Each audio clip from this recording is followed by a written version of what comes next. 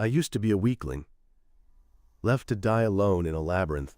After eating monster meat and absorbing their abilities, I became a tyrant and created a harem of uniquely skilled girls to get revenge on those who betrayed me. However, I was eventually distracted by passionate companions and decided to conquer them. But before all that, I suddenly woke up inside a dark cave in the Great Orcus Labyrinth, a dangerous dungeon filled with terrifying monsters. I was confused and panicked, unsure if I was alive or dead, and began trying to escape the dungeon. While exploring, I unexpectedly witnessed a rabbit-like monster being attacked by wolves. But instead of running away, the rabbit brutally defeated both wolves with powerful and swift attacks. This filled me with even more dread. Then, a monstrous predator suddenly appeared from nowhere, decapitated the rabbit, and swallowed it whole like a cat playing with a mouse. Terrified, I turned to flee, but the colossal monster severed one of my arms. The monster then began to chew on my severed arm while trying to get closer to eat me. In that moment of despair, I used my special ability, Reforge, which allowed me to reshape objects and temporarily escape. I ran through the tunnels and finally collapsed from blood loss, then passed out. When I woke up, I found myself beside a glowing sacred crystal. It was a divine mana stone I had acquired before. When mana becomes saturated, it drips like liquid from the stone, and this holy water can heal all wounds. I used the liquid to stop the bleeding and began to recover from my injuries. While contemplating, I started to think that someone like me could never defeat such a large and powerful monster. I felt helpless and wondered why this was happening to me. My blurry memories showed me past events. My classmates and I entered the Great Orcus Labyrinth with the goal of increasing our strength and completing our mission. In one battle, a friend named Cookie saved me from danger and told me to try even harder. After that, our group found some rare glowing crystals high up, and a girl pointed out that they were wisdom crystals, extremely rare and hard to find. A friend then reached out and touched one of the crystals, despite warnings not to go alone. As soon as he touched it, a magical reaction was triggered, and our group was teleported to a new area filled with monsters. My friends panicked and used a divine protection spell to shield themselves, but it quickly failed against the overwhelming enemy force. One of my friends, Hajime, used his Reforge ability to try and hold off the monsters while my classmates crossed a bridge. However, one of my comrades intentionally attacked me from behind, causing me to fall from the collapsing bridge to the lower floors of the dungeon. I couldn't understand why my life had suddenly become so full of betrayal and pain. Kaori, one of my classmates and a healer, had visited me before, asking to be by my side and promising to protect me no matter what. She said she had a great dream and couldn't bear to lose me, but now, despite those words, even Kaori couldn't save me. I was left to die in the darkness, confused and full of despair. Nevertheless, I decided I would survive and do whatever it took to get home. To sustain myself, I skillfully subdued two wolf-like monsters and began to eat their raw flesh. But right after that, I started screaming in pain, and my body began to transform. My hair turned white, my DNA began to change. My strength increased rapidly, and I could no longer feel any pain. When I checked my status screen, I was shocked to see my level had increased, and I had acquired new skills including lightning magic and wolf-based attributes. With my crafting ability, I gathered magical stones and ores to craft weapons. I crafted a spinning energy cannon and gave it an ordinary name, Donner. I also created explosive rounds using various stones and prepared for battle. Now stronger and more dangerous than before, I tested my weapon by fighting another monster. Using the new cannon and lightning power, I easily destroyed it and ate its flesh to absorb more power. Now a beast, I went to confront the monster that had crippled me. I found it and boldly declared I would defeat and devour it. The monster charged at me again, but I easily dodged its attack and fired multiple shots from Donner. One of them severed the monster's arm, and I ate it right there on the battlefield like a savage. Then I bombarded the monster with lightning before shooting it in the head, finishing it off decisively. Now, I have become a powerful being who will not succumb to death, and my only goal is to destroy everything that stands in my way. I then thought about using my crafting ability to escape this dungeon, but suddenly remembered there were 100 floors, and I didn't know which floor I was on. While I was busy surviving underground like a madman, my classmates were in the royal palace, trying to explain themselves to the king. They recounted how, while exploring the Great Orcus dungeon, they had accidentally triggered a trap on the 20th floor, transporting them all down to the 65th floor. There, they faced the behemoth, a creature so terrifying that even the bravest warriors would flee in their pants. However, the king appears and reminds them that they were summoned here to fight, not to go on vacation. His advisor then reveals that the world's catastrophe has found a way to control monsters, and humanity is on a knife's edge. The students weren't simply dropped into another world for fun. They were summoned by the people's pleas, chosen to protect this kingdom from destruction. As all of this is explained, Shizuku, one of my companions, begins to ponder. She recalls Kaori, her best friend and the group's healer, who promised to fight by her side even though she wasn't born to fight. Just then, she notices one of her companions, Hiyama, muttering to himself, looking quite worried. She asks the healer if he's all right, but the man panics, as if he's seen a ghost, and quickly leaves. This strange event reminds Shizuku that Hiyama has always had issues with me in the past. Shizuku then goes to see her friend Kaori, who has finally woken up after 5 days of being in a coma.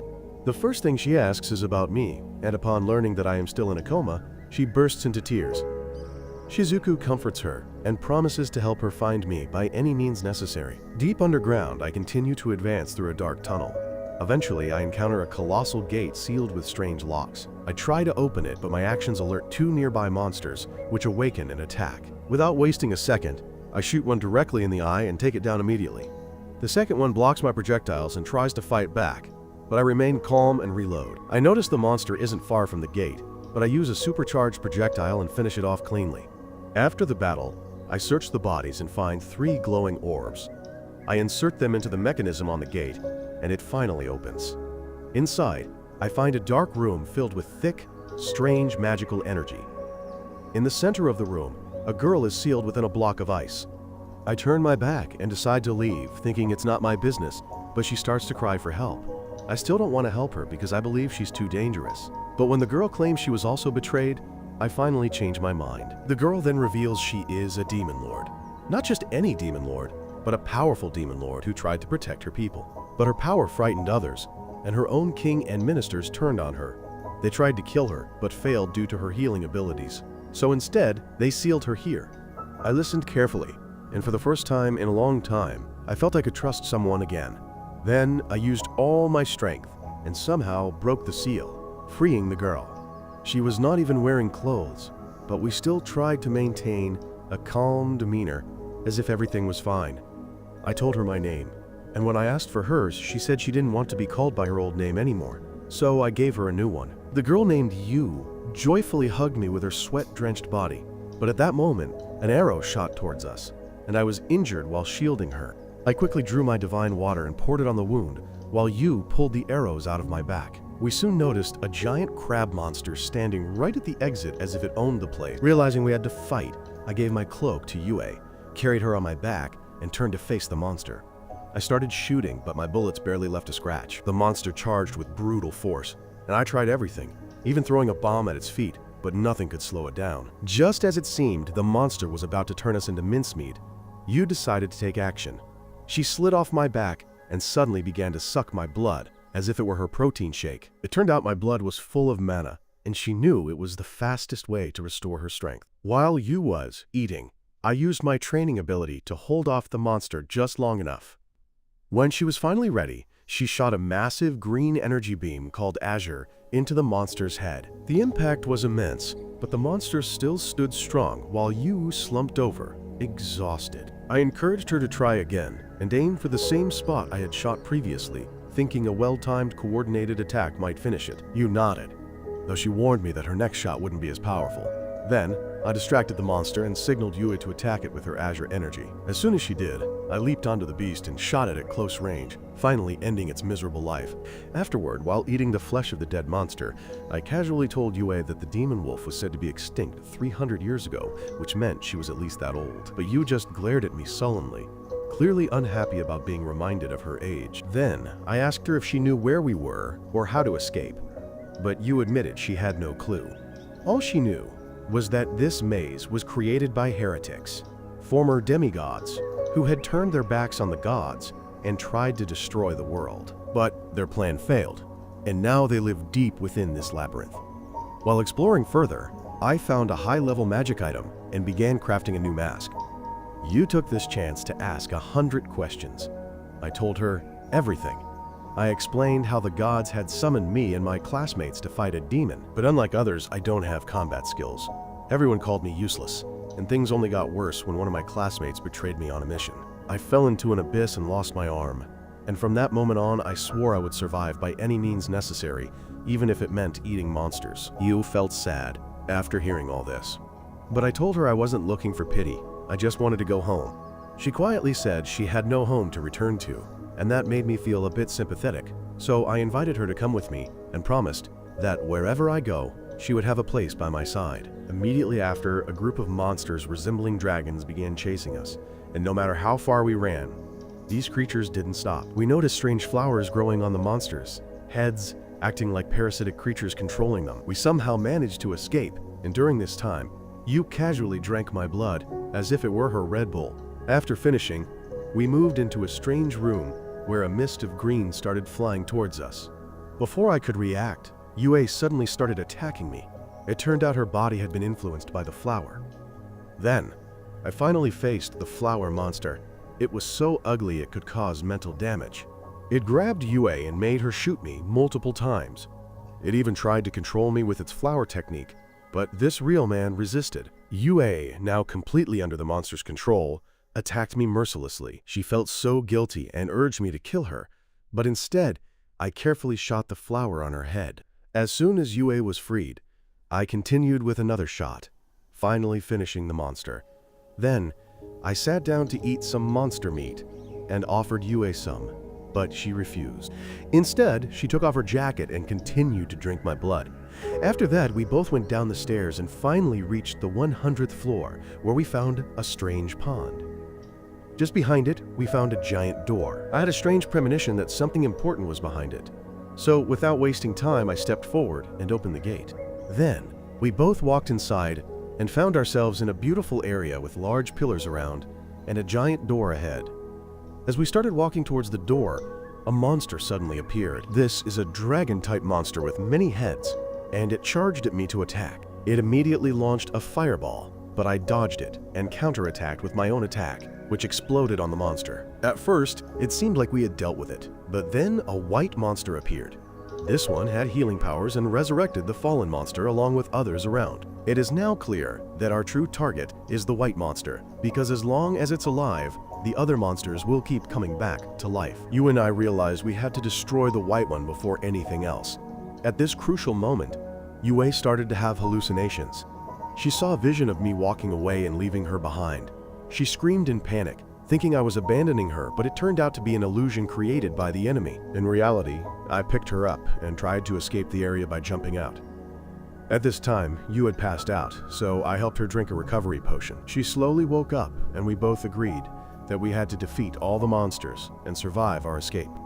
Afterward, I took out my rifle and fired a massive amount of energy from above. Meanwhile, one of the monsters tried to trap Yue in another illusion, but she quickly broke free and fought back. Another illusion targeted me, but it didn't even affect me, and I finally shot the monster at close range. Using my rifle, I locked onto the white monster and fired. Yu followed up with a powerful heavenly fire magic attack, wiping out multiple enemies at once. But due to the amount of power expended, she collapsed from exhaustion. Although we dealt with many monsters, the white one was still alive and launched another attack from above. I jumped in front of Yue to shield her, but I ended up dropping my weapon and getting injured. I fell to the ground and started bleeding heavily, which made Yue panic. The white dragon continued to attack us, and the situation was getting more dangerous. Yu realized there was no time to waste. She used her magic to lift me up and started running away while still being pursued by the monster. As the creature got close again, Yu grabbed the rifle, charged forward like a cornered rat, and shot it directly in the head, causing it to lose control and unleash wildfire attacks. The impact made Yue fall to the ground, and she dropped the rifle as well.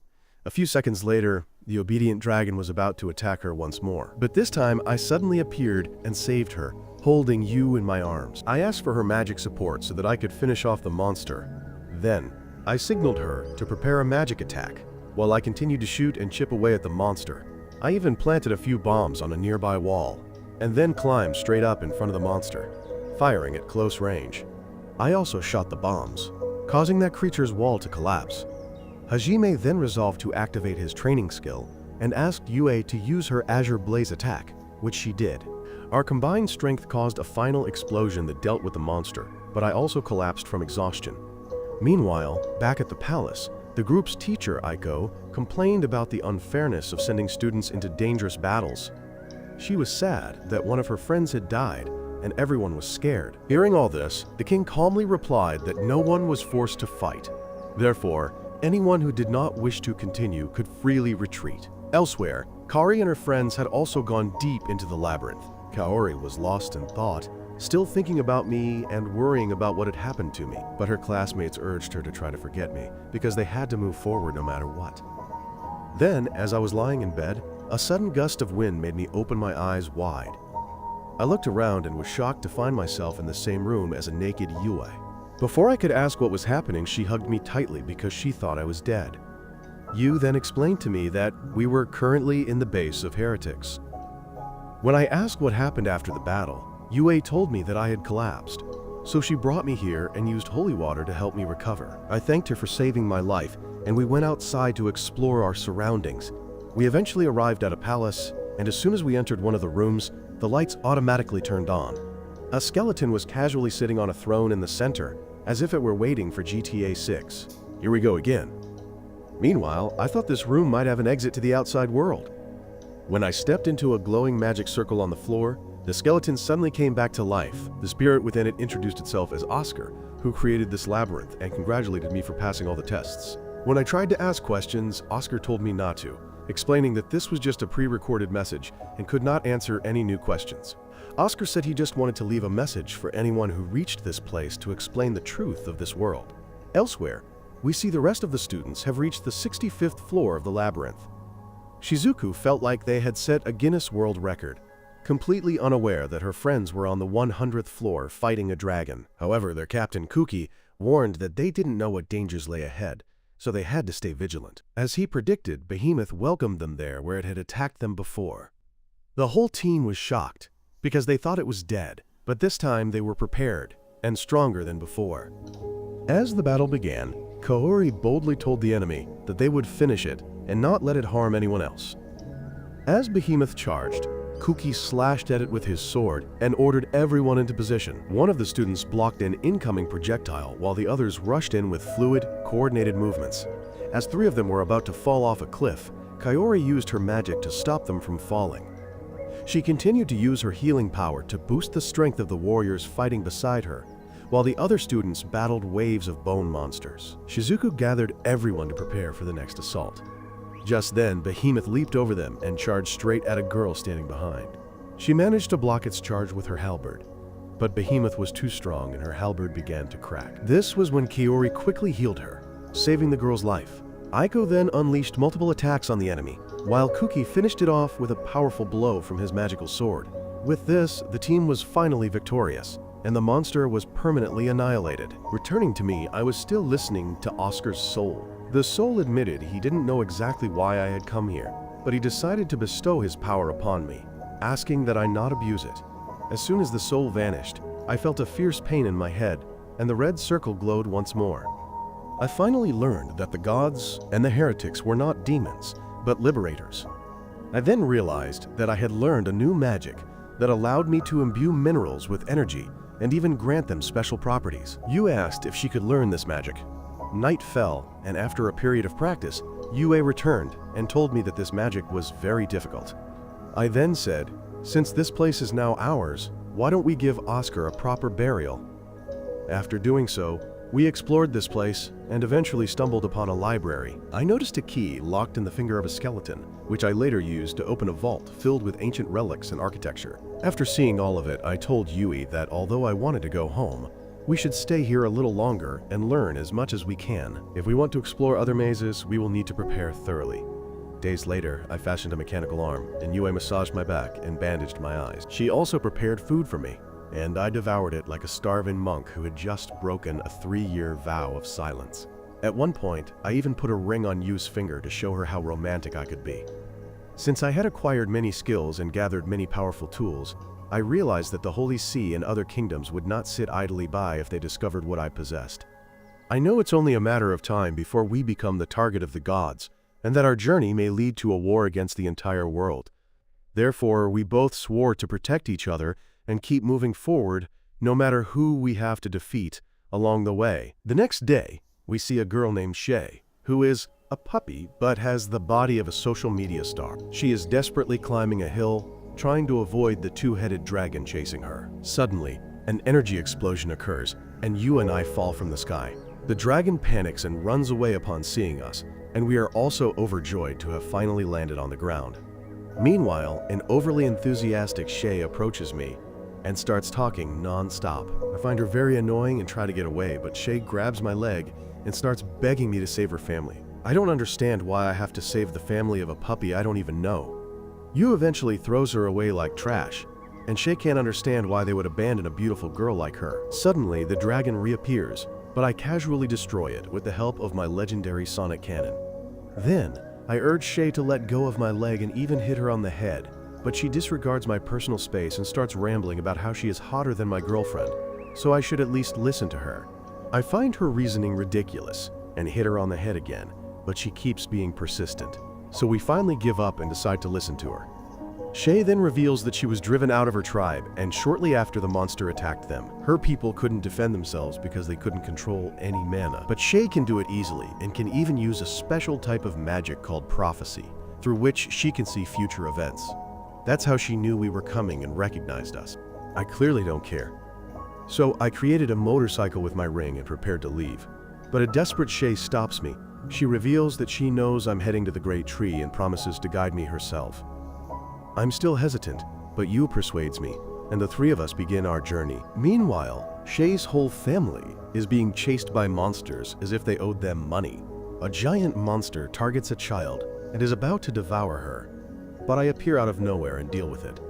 Then, I throw Shay into the air and use her as bait to turn all the monsters into minced meat. Within minutes, the danger is averted, and the tribe finally escapes all the monsters.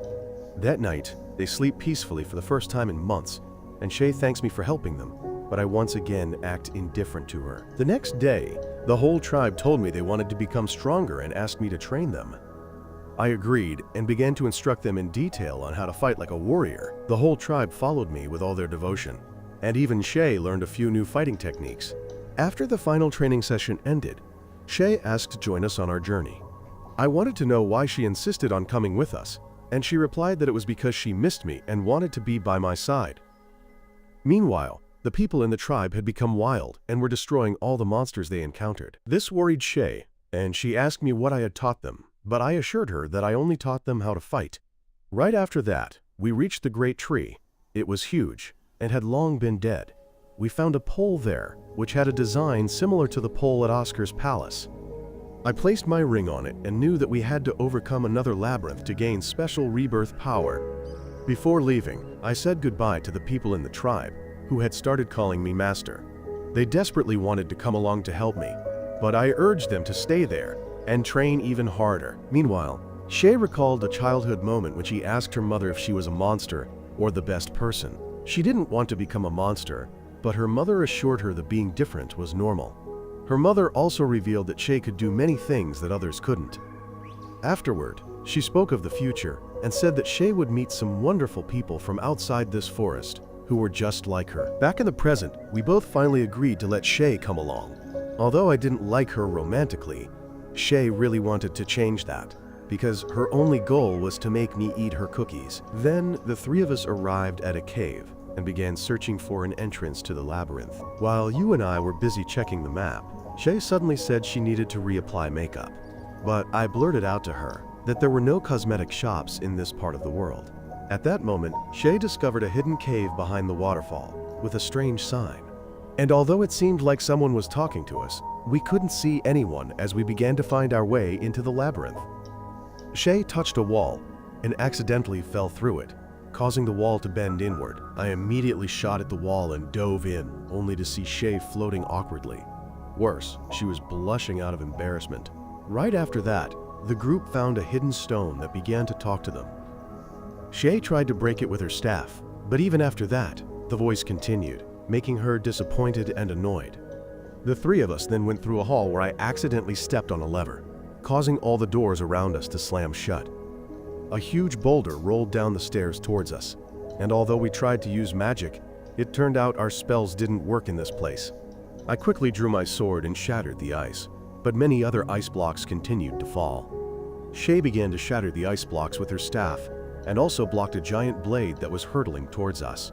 Then, I lifted Yu up like a potato sack and started running as fast as I could while Shay followed behind. Finally, we found ourselves back where we started, realizing we were just running in circles. Shortly after, I and the girls arrived at a lower floor, where inactive mechanical knights were standing around us.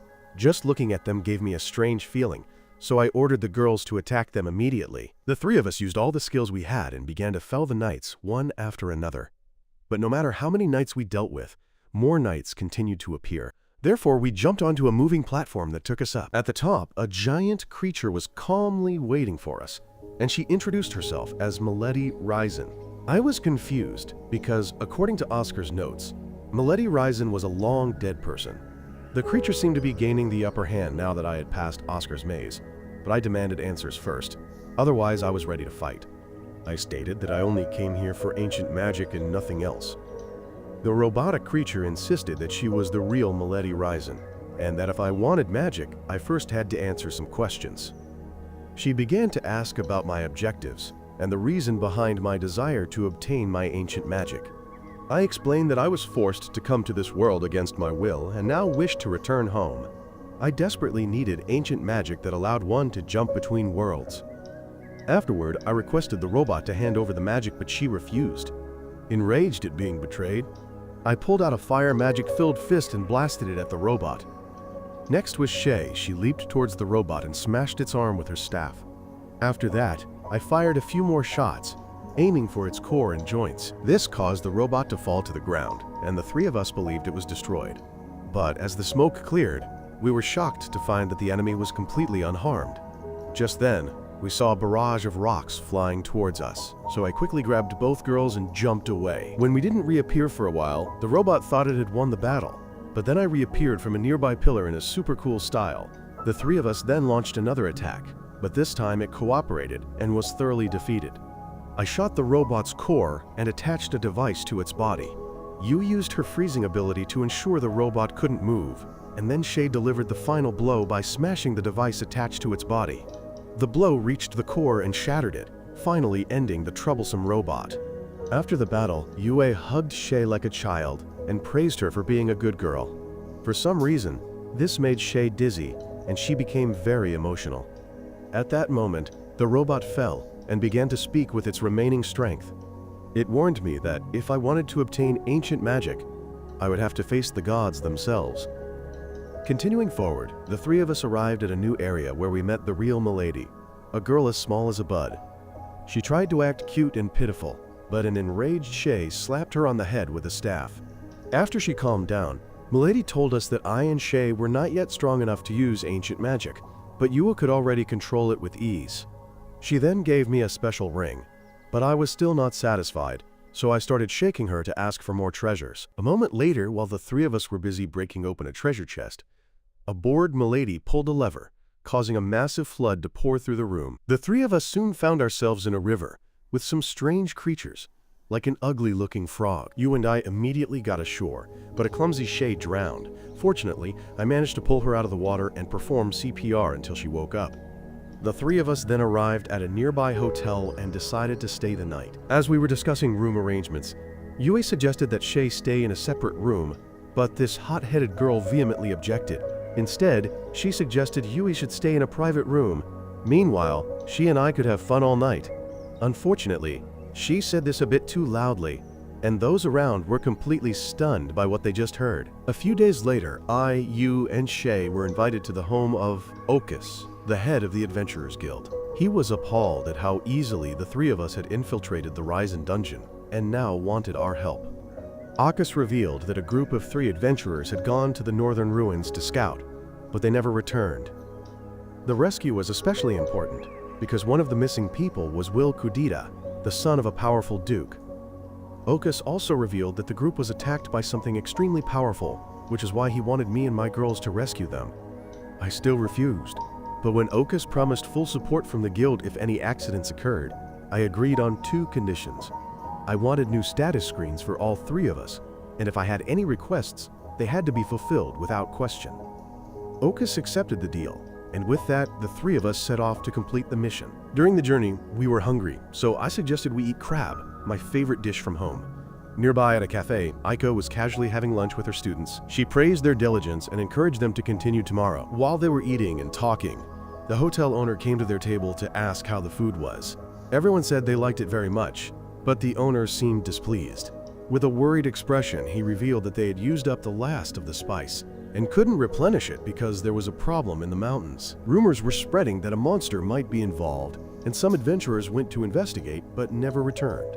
The owner also revealed that 3 distinguished guests had been sent there to resolve the situation.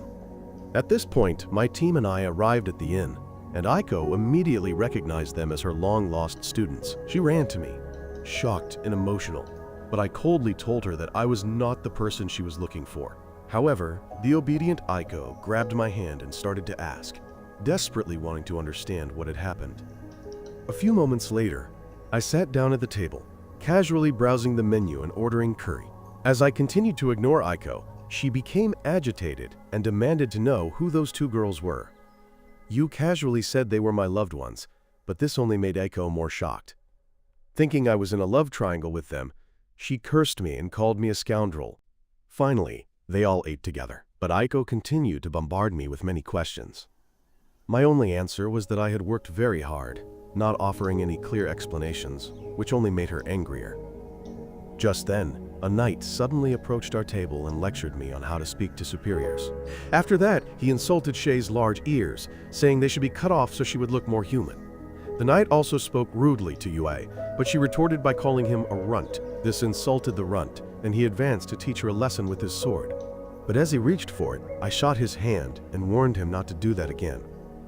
Meanwhile, one of Aiko's students remembered that I had once protected her from a skeleton in a dungeon, and was shocked to see how much I had changed. He was no longer the weak boy she remembered. He had become cruel, strong, and terrifying. After we finished eating, I told Aiko that I had no intention of getting involved with them again. I didn't want to explain what had happened to me, and warned them not to interfere with my path anymore. After that, Shay seemed troubled by the knight's comment, wondering if people really disliked her ears, but Yue told her not to worry because her ears were very beautiful, and even I liked them. As the 3 of us left, Aiko vowed that she would not give up, and was determined to bring me home. That night, she sat in the hotel room thinking about everything that had happened. Suddenly, I appeared in her room, startling her. She asked how I got in, and I explained that it was quite easy with the help of my new abilities. Then, they sat down and began to talk over coffee, and I told her that I had something very important to reveal. I started telling her the truth, why I didn't want to join her group again. In the past, when the ancient gods descended, they plunged the world into war. Humans, demons, and countless other beasts began to fight each other. In these difficult times, a group called the Liberators discovered that the gods were only using them for entertainment.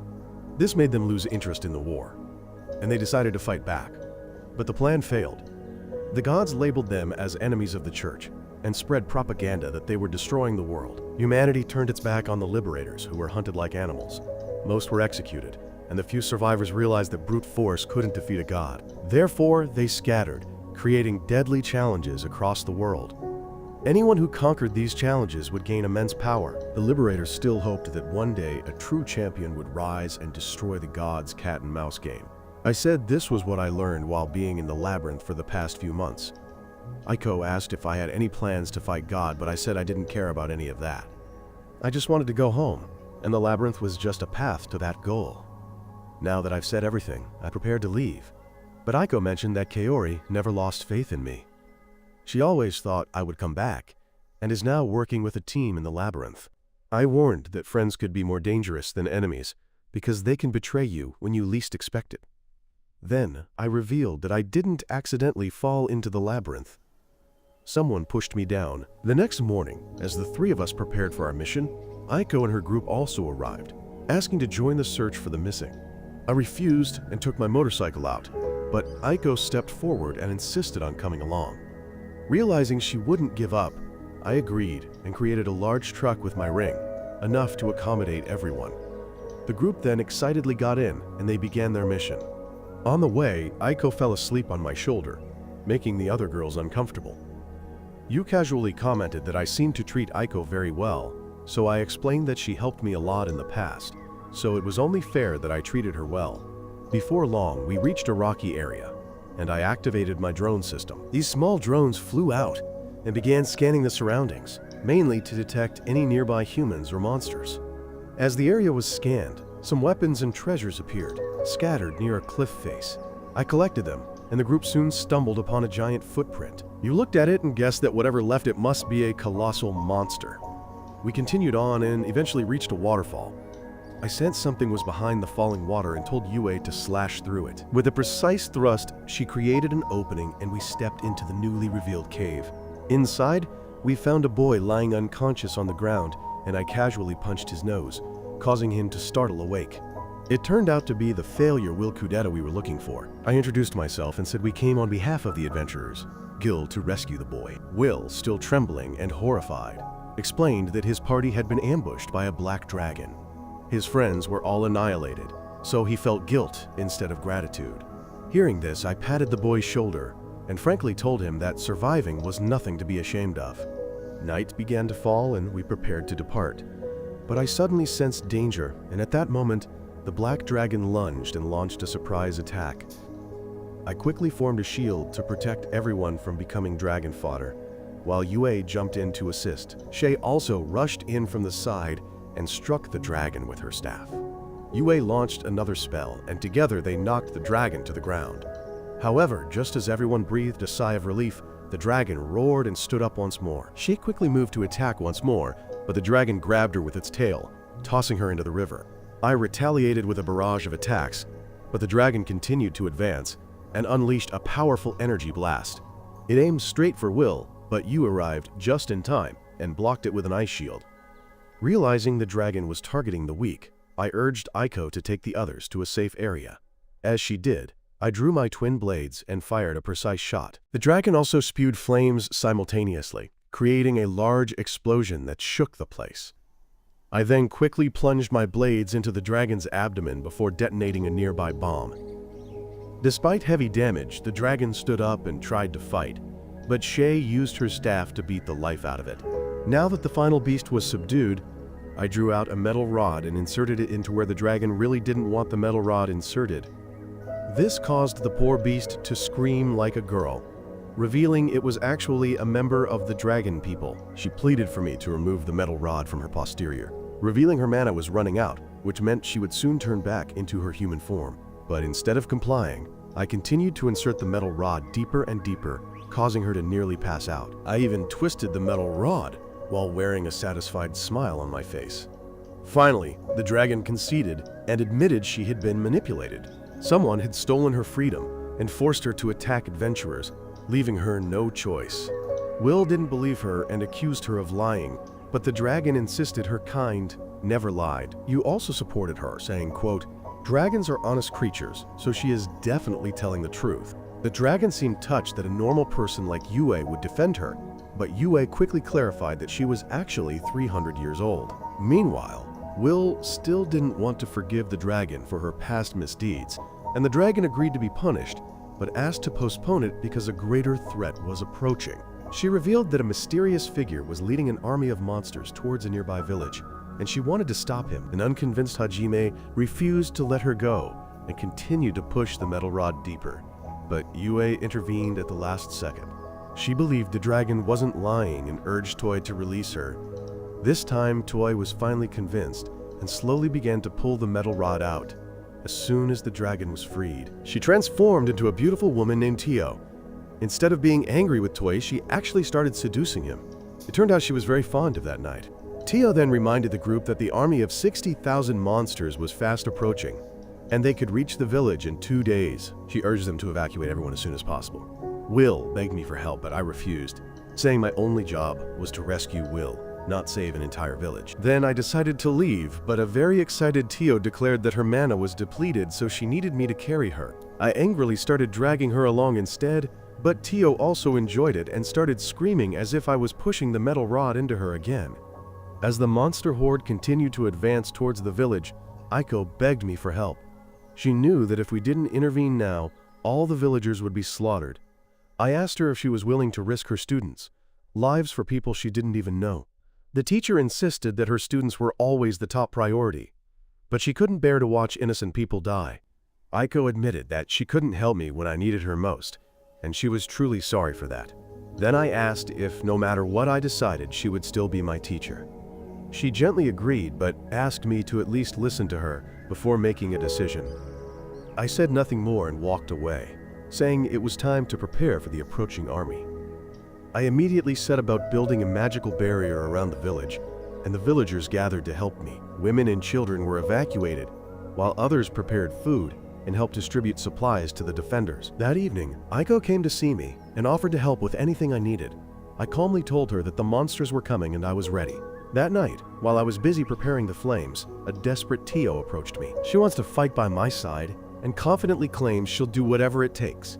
She even starts calling me master and says she wants to help me win the battle. I try to refuse her, but even my harsh words only excite the girl because she has dreamed of eating me since the incident with the metal pipe. You and Shay watch everything from afar and feel a bit jealous. As night deepens, the monster army finally approaches. I then spontaneously declare Aiko, the goddess of agriculture, who has summoned all the heroes, including myself, to fight the monsters. The villagers immediately start chanting her name, making Aiko blush like a ripe tomato. After that, I announce that our victory is assured, because we now have a guardian deity by our side. Then, I draw my classic magical gun and begin the assault on the enemy forces. Yue and Shay also equip themselves with fire magic, while Tio uses her dragon magic to take down the monsters. In just a few seconds, the battle becomes intense. Fireballs, whirlwinds, and all sorts of magic attacks fly through the air. The monsters start falling one by one, but the heroes also begin to get tired. When I finally run out of mana, I jump onto my motorcycle with Shay and charge headfirst. Yu, meanwhile, unleashes a powerful lightning spell to clear the path. Shay and I then push deep into enemy ranks, eliminating monsters as we go. I didn't even get a scratch when I brutally dealt with the monsters one after another. Shay, on the other hand, uses her brute strength to toss some of them away and even terrify a few.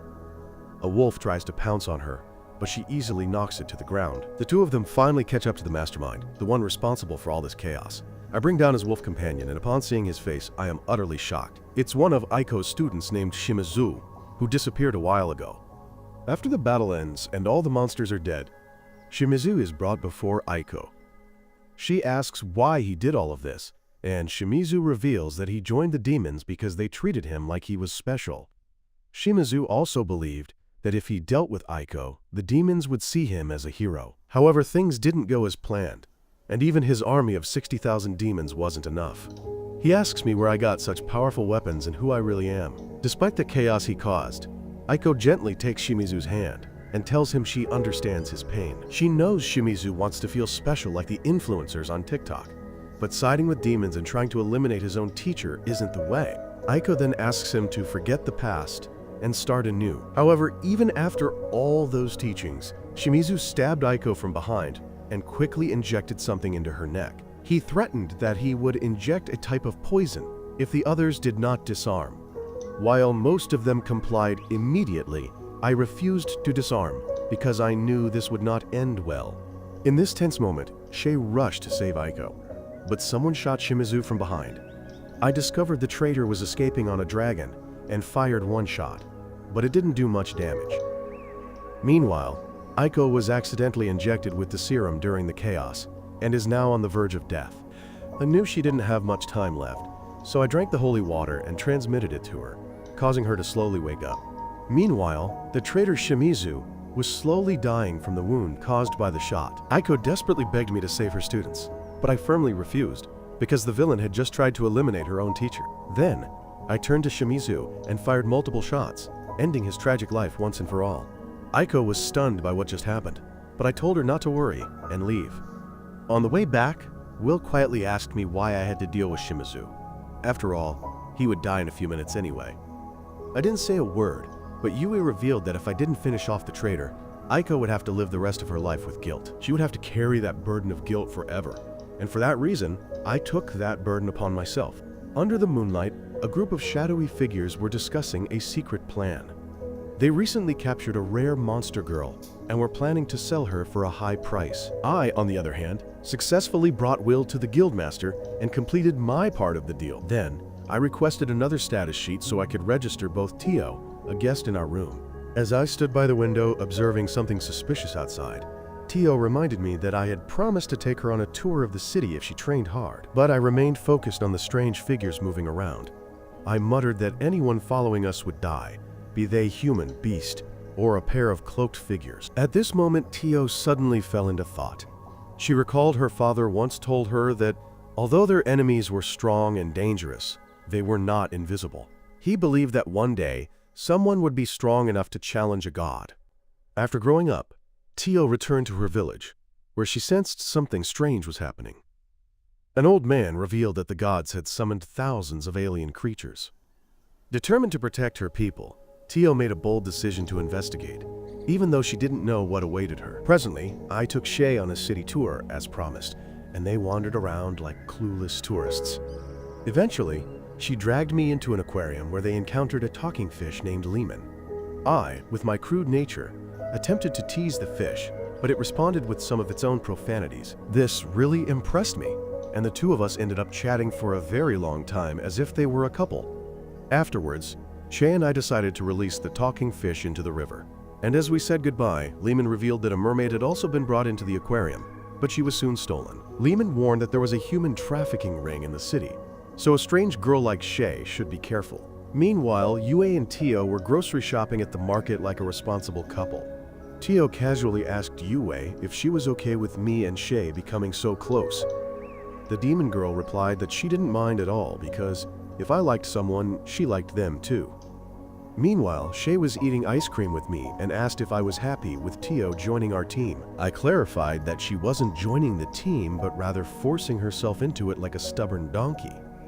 I also said that Tio wasn't a bad person, but she often acted like a fool. Just then I froze when I sensed the presence of something evil beneath the earth. So Shay and I went to investigate and soon ended up in a dungeon where we found a little girl who was kidnapped. It turned out that the girl was being held by kidnappers who were planning to sell her. After rescuing the girl, I quickly brought her back to our room, where she woke up. I gently asked her name and she said, MYU. Then I introduced myself and Shay. Since the girl was hungry and cold, we quickly bathed her, gave her warm food, and dried her hair. MYU enjoyed all of this and was truly happy to be with these strangers. She then revealed that she had been separated from her family and captured by villains, the same kind of people Lehman had warned about. Now that she was rescued and out of danger, Shay asked what should be done with her. I said that we should hand her over to the city guards because that was the only sensible thing to do. Hearing this, MYU ran to hug me tightly, unable to stop crying. Afterwards, I handed MYU over to the city guards, and the girl angrily asked if I hated her, but I didn't say a word and simply left. When Shay and I returned to our room, we noticed an explosion nearby. This made us worried, and we quickly returned only to find that the city guards had been dealt with by someone. There was also an incomprehensible message written on the wall, demanding that I bring the female child if I wanted to see MYU alive. Enraged by this disastrous act, I vowed to find MYU and punish whoever was behind this. Elsewhere, Tio and Yue were drinking coffee together when a man suddenly broke in beside them. It turns out it was me, who quickly explained the whole scenario to the girls. I tried to get information from the man, but I couldn't get anything, so I asked my whole team for help, and they started a citywide search. Finally, they arrived at an underground house where the gang was relaxing. The girls quickly used their powers to eliminate the disgusting people, while I went deeper to search for MYU. I soon found the girl being harassed by a man, so I shot him dead on the spot, without hesitation. Seeing me arrive to save her again, a grateful MYU ran and hugged me. I then flew into the sky with the girl, and they witnessed the other girls dismantling the entire human trafficking ring. When peace was restored, I brought MYU down to the ground, where the other girls were waiting for them. The girl met them all, and even hugged Yu tightly, as if she were her mother. MYU then turned to me and called me brother, a name I didn't like. I asked her to call me by my name, but the girl now started calling me dad. The next day, I drove everyone out of town in my car, but Shaya was the one driving the motorcycle. She would surely show off and look like a complete fool. In the car, MYU insisted that she wanted to drive, but I refused and promised to teach her later. I had completely accepted my role as her father and even started calling MYU my daughter. Before long, they arrived at a marketplace, and I began to reminisce about the past with my friends. MYU asked why I was sad. I revealed that I had been here 4 months ago, though it felt like many years. After that, the group went to meet the leader of the association, Loha, and I immediately gave him a letter from Orcus. Loha read the letter and could hardly believe that a skinny person like me had swept away 60,000 monsters and destroyed a wicked organization in just one afternoon.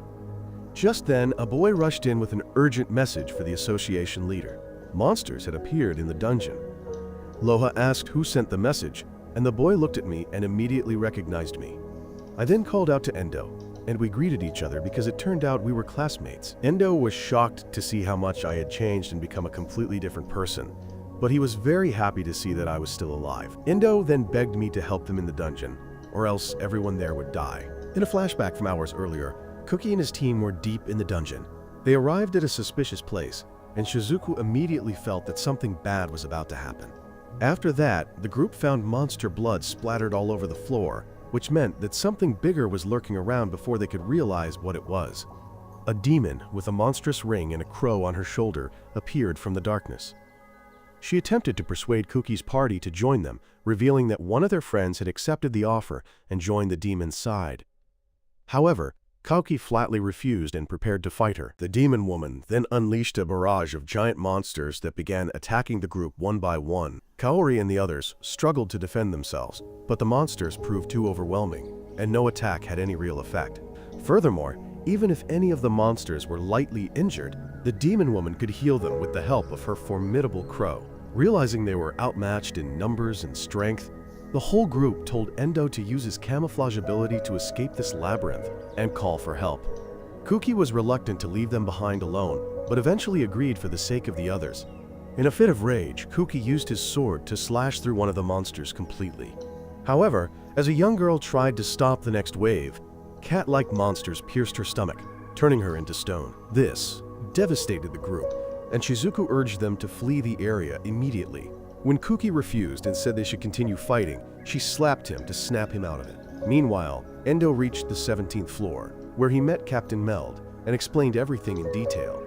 Suddenly, a monster attacked them. It turned out Endo's camouflage wasn't that good after all. Meld fought the monster and told Endo to go inform the others outside while he stayed to hold off the enemy. This was why Endo came to the guild in the first place, to seek help. Back inside the labyrinth, the group had given up on fighting and were running as fast as they could. Why run? But as they tired, they stopped somewhere and discussed their next move. 2 of the members thought it best to join the demon woman so that this whole bloodshed would end. But Kuki warned them not to trust the demon. As the group was busy discussing, Captain Meld appeared severely injured.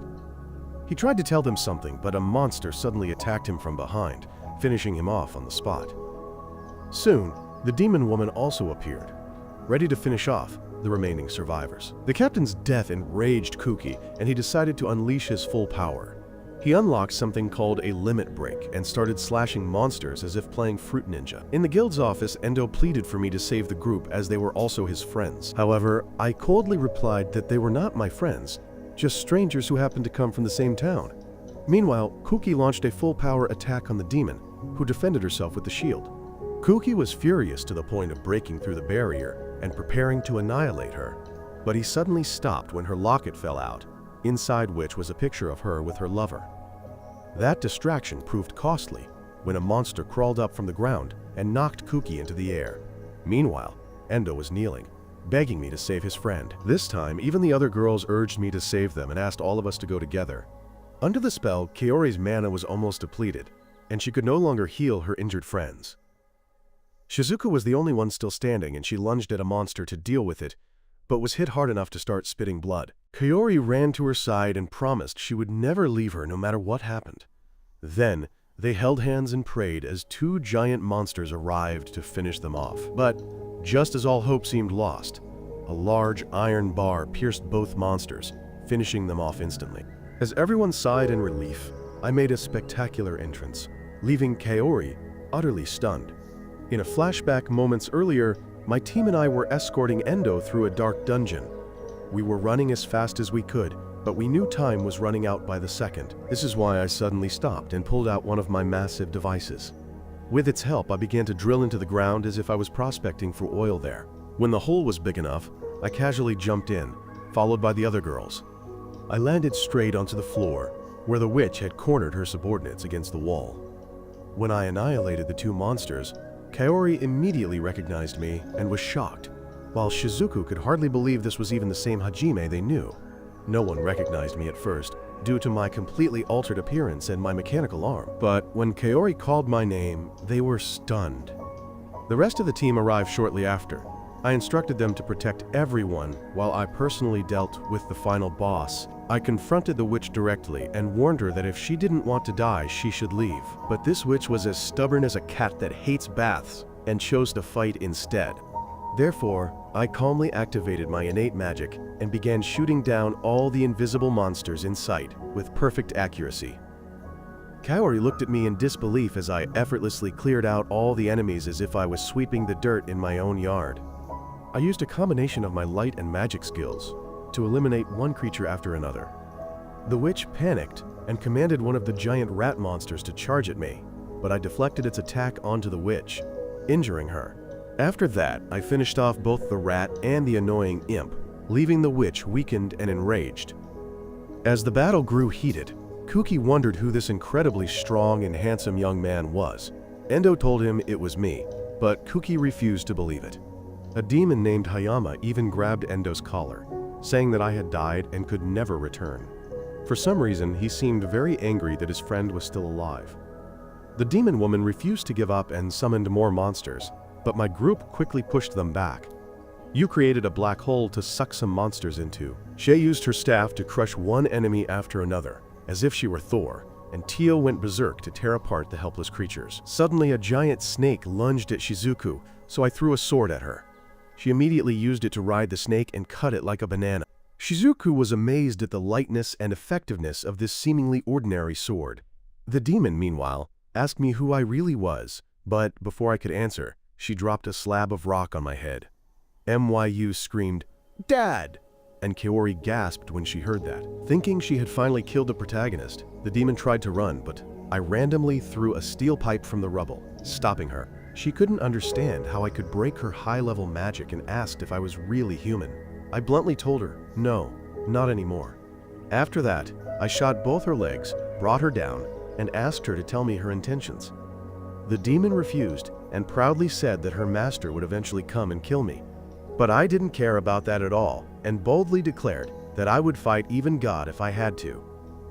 Then, I drew my sword and prepared to deal with her. Kuki tried to stop me, saying the demon had lost her ability to fight, but a resolute Hajime still stomped, ending her miserable life. Afterward, the survivors tried to recover by using holy water, while the girls tended to the wounded. You and I had a romantic moment, but Shay interrupted us, reminding us that we weren't in a private room. Kaori then approached me and expressed her joy at seeing me alive. Tears began to stream down her face as she apologized for not being able to save me that day in the labyrinth. Kaori then hugged me tightly, causing all the other girls to look at her angrily. Clearly, they were jealous of this new nurse. After the group recovered, they left the labyrinth, and Kuki angrily confronted me, saying I shouldn't have killed the demon since she had surrendered. However, I didn't care since she was an enemy to me. I also pointed out that Kuki was upset because he didn't get to be the hero. I bluntly reminded him that this is how the world works. You either kill or are killed by a rapist. Mercy is not something I can afford to give anymore. And if Kauki continued to talk, he would receive a similar fate. I also made it clear that we were no longer friends, and the only reason I came here was because I owed Shizuku a favor. Now that the mission is complete, I will leave them and never see their disgusting faces again. Shizuku realized how much I had changed, although Kaori still believed I was the same person as before. After that, the group left the area only to see the guild leader waiting for them with a huge army. It turns out the guild leader didn't think I could defeat the monster, so he summoned reinforcements. But now that he has turned himself into a donkey, he apologizes to me. Meanwhile, Kaori gathered all her courage and told me directly that she would go with us. Yu affirmed that she couldn't keep up, but Kaori assured that she would be fine. After that, she made things more awkward by suddenly declaring that she loved me. I honestly told her that I loved someone else and couldn't reciprocate her feelings. This made Kaori very sad, but she still insisted on joining us, stating that she was ready for the journey. She even challenged Yu by saying that she loved me more than you did. To everyone's surprise, Yu accepted the challenge and agreed to let her join the group. The two girls then stared at each other as if they were posing for an upcoming UFC fight. A few seconds later, Kaori suddenly grabbed my shirt and asked why Yu called me Ba'a and who her parents were. She believed I had gotten one of the 3 girls in the group pregnant and had become a player. She kept screaming like a possessed woman. But thankfully, Shizuku grabbed her and took her away. As night fell, I stood silently outside the base, and Shizuku came to talk to me. She tried to return the sword I had given her earlier, but I asked her to keep it. I revealed that it was made from the strongest elements in the world and could cut through anything. The next morning, Kaori bid farewell to her group in tears and got into the vehicle with the others. She wanted to sit next to me, but the others told her that Yue was the only one allowed to sit there. Just then, the little girl Myu said something, which nearly made me lose control. My story ends here. Make sure you subscribe and turn on notifications.